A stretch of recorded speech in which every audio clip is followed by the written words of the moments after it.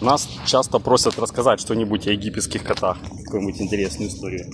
Мы собрали про них для вас такую более-менее интересную информацию. И сейчас мы вам ее продемонстрируем, чтобы вы точно понимали, что к чему. Как поясняет наш гид, как мы видим по видео, традиционно в Египте египетских котов высиживают голуби.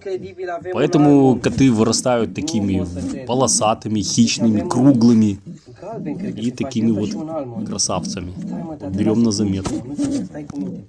Поэтому если вам нужен хороший египетский кот, надо словить голубя и посадить его на котят, чтобы он их высиживал. Все.